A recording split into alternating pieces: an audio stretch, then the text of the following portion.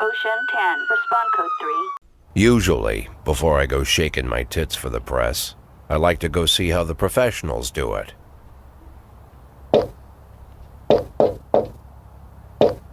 Some might say the chief of police has no business in an institution like this, but in fact it's the quietest and safest place in town. You won't run into any reporters, nobody gets into any fights, nobody drinks too much, nobody even raises their voice. The place is owned by an elderly gentleman who knows how to keep things under control. That's why I never invite my friends here. I wanted to make an exception for my 60th birthday, but most of my colleagues are young enough to be my sons, and they'd rather just hire prostitutes. Why stare at some boobs when you can take the whole package for yourself? But there's none of that in our club. Even looking too long is considered indecent. You can get an occasional glimpse, like by accident. The rest of the time you just pretend that you're immersed in conversation, or just come by for a drink. Doesn't mean these gentlemen wouldn't want their bald heads smothered in tits. It's just that nobody says it out loud. My younger colleagues might call it hypocrisy, but I call it the good old-fashioned manners. Good manners and leave the rest unsaid. She agrees to unbutton her blouse, and we agree not to pay too much attention. The girls are on a quiet prowl, too. They're looking for a way out of their cramped rooms. Maybe make friends with some wealthy patron with a pacemaker and dentures. Everybody wants something. But we have to control ourselves, or we'll all turn into libertines and prostitutes. Hell, if there weren't any rules, I'd be belching and farting, jumping up on the table, arms held high, yelling, "Shake it, baby!"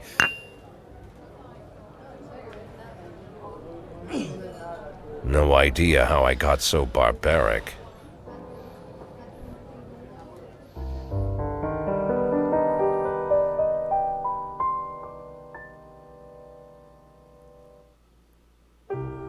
Hello everyone, as always, I am Peter, and this is The Police. I love how easily that was like a perfect segue into the title of the video we're playing, or game we're playing. So this is a relatively new game that's come out on Steam. I thought it looked really interesting. I played a little bit of it just to get a general understanding of it. It's kind of like a dispatching simulator, almost like a strategy game, but it's it has a story to it and everything, so I'm really looking forward to playing it with you guys. So let's just get right into it. Just a forewarning, there are quite a few long cutscenes in the beginning of this game, but they tend to get shorter as it goes on, so bear with me. We will get into the gameplay just as soon as the story is all set up, so go ahead and enjoy it, and I'll come back with the commentary at some point. Day 1, July 15th, Monday. Okay, so at the beginning of every morning, you get some newspapers thrown in front of you at the breakfast table. So let's see, we got Mayor Rogers, sex maniac? I don't know about that. City Hall confirms rumors of Jack Boyd's resignation. That would be us, or who we are playing today.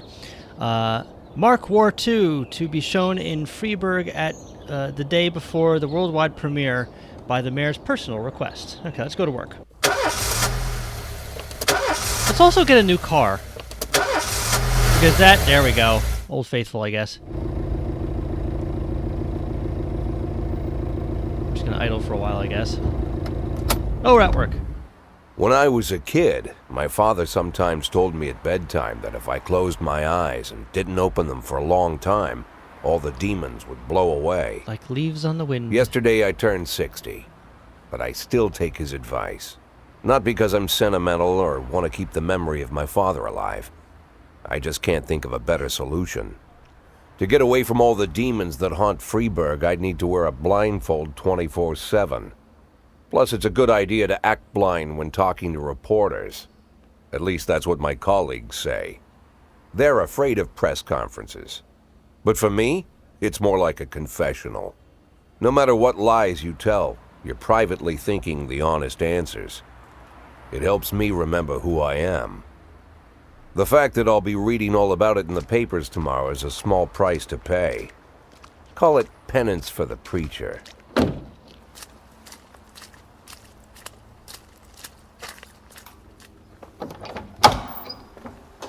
Got a Friar Tuck haircut going on there. This is the first time I'm afraid of those answers my mind has given me. Not because I'm mad I'm losing my job. Though it's true, I'm mad as hell. Not because I subconsciously blame everyone else. Though I damn sure do blame them. And don't even ask me what my next move is. I can't imagine. But even that doesn't scare me. The worst thing is, I know I'm gonna have to do something. I'll be damned if I know how far I'll go. I may have a lot of vices, but predictability isn't one of them.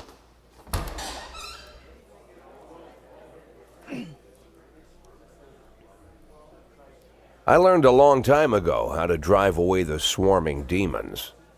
But what do you do when they're trying to rip your soul from your skin? Shutting my eyes tight as I can. The best solution remains the same. Play blind. I just hope the reporters think I was blinded by the camera flash. I like that he calls reporters swarming demons. It's almost accurate. Okay, so this is where it becomes a multiple choice kind of thing. Now you can go like full-on corrupt cop, or you can go upstanding cop, or somewhere in the middle. We're going to try and play it down the middle because you'll see what I mean soon enough, but let's get into it. So, good morning! Yesterday, the mayor's office officially announced your resignation. Did this come as a surprise, or did you know about it in advance? So we have surprise, let's see here. Well, I mean, I'm mad as hell, and, you know, I feel this would be kind of like a step on me, so I'd be, I'm going to put surprise. I thought I'd be working as a policeman for another 5 to 10 years. I just want to serve the city. I was very surprised, of course. That would probably be something I would say. Do you already know the name of your successor? No, I think it's a new man. I'm just going to say no. Of course not, and I don't think the mayor's office knows who it is either. That's fantastic. Throw them under the bus. After the recent corruption scandal, your deputy, Francis Kendrick, said he was looking forward to resignation. If the mayor offered him your position, would that change his mind? I don't know anything about the corruption scandal at this point, or Francis Kendrick, so I don't know. I'm going to say perhaps. That's a neutral answer. Sounds possible if he thinks the new office would help him serve the city a little longer. Although Kendrick was acquitted, many still believe that the police are cooperating with the mafia. Do you have anything to say about that? God, that's a tough one. What would you say in front of the press about that one? I don't know. I've never worked with the mafia, but I can speak for every man and woman. I can't speak for every man and woman in the department. I can't follow all my employees around the clock. That's a fair statement. Do you think your personal relationship with the mayor could be the reason behind your retirement? Well, it sounds like that's probably what's going on, so I'm going to say definitely. Throw him under the bus a little more. Of course it's the reason. Personal relationships are always important, no matter what anyone says. That's true. Thank you. And press conference over. How's the back today, Mr. Boyd? Same as usual. How did the press conference go? You can read about it in the newspapers tomorrow. Don't let anyone in. Even Mr. Kendrick? Especially Mr. Kendrick. I have a feeling that would be, yeah, that's Mr. Kendrick. I guess we're good friends, despite whatever's happened. I think we're just very good friends, but we don't know really what happened there yet. Well, a little bit of pills. Yep. There's some water. Well, at least it's water and not like gin. Maybe it is gin. I don't know. Gin's kind of that color. Ooh, and a cigar. Nice little cigar in our office. I would kick back after something like that. As soon as I heard the door creak, I knew what face I'd see. When I tell Emma not to let anyone in, there's only one man it could be. The mayor. Rude, arrogant, no warning. That's Mayor Rogers in a nutshell. There it is. White summer shoes, white socks, white shorts, white polo shirt. The hell? And the white smile of a hungry shark. He's gonna play tennis later? Mayor Rogers enters every room like he owns the place. Even the floorboards under his feet sound like they're creaking an apology. He never shied away from the odd corruption scheme. It's like the devil walks behind him. In the movies, the villains controlling the city play golf with the judges. Rogers plays tennis with them instead. Called it! That's about the only difference. Jack, I was Oh. hoping to catch you after the press conference. Like gravel. You ran away so quick. Yeah, because you were there, jackass. There's no smoking at City Hall. No reason for me to hang around. Well, this morning I signed a ban on smoking in all public buildings. Soon you won't be able to smoke here either. Oh, so like New York State. Soon enough, I won't be here at all. That's what I wanted to talk Hey. to you about. The people of this city like you, Jack. Put that back on the wall. The police chief of all people. Take my paintings down. Don't betray that, Jack. Don't get wrapped up in any schemes. Like you. Sit nice and quiet for the next 180 days, and you'll be remembered as a hero. That's the only thing that you still have left.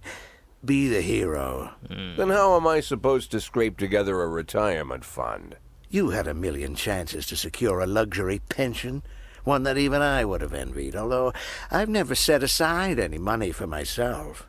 I'm not planning to retire anytime soon. Hey! It's my cigar! That's my Sim City! 180 days of quiet, Jack. That's all I need. I don't have any problems with you, and you won't have any problems with me. Is that my Sim City? I have a new assistant, Troy Starr. If you have something to tell me, call him. But try not to bother him. He's a busy man. Sound like a douchebag. I'll do my best. Wow. And quit smoking up the office. One of my friends will be using it soon. So not Kendrick, in other words. Great. What are we calling this guy? Okay. That's a thing. I'm sorry, babe. Only the mayor has this number. Mr. Mayor? Yeah, is this Troy Starr? Oh dear. Yes? Go fuck yourself, Troy Starr.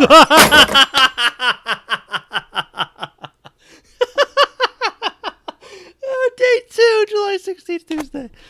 Jack Boyd, only assholes join the mafia. Well, I made the front page news. That's awesome. Francis Kendrick could replace Jack Boyd.